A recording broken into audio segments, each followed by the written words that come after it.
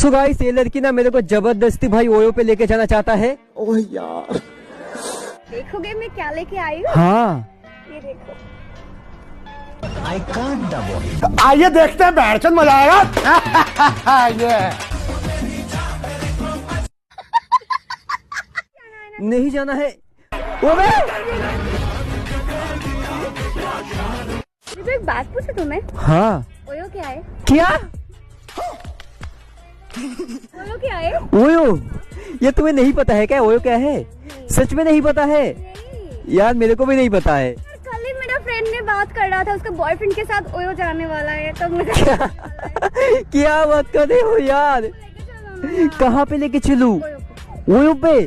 यार ओयो पे जाके क्या करोगी? मस्ती करूंगी। यार नहीं, मेरे को नहीं जा। मेरे फ्रेंड ने बोला कि वहाँ पे बहुत मस्ती होता है यार। अच्छा, तुम्हारे फ्रेंड ने तुम्हें बोला?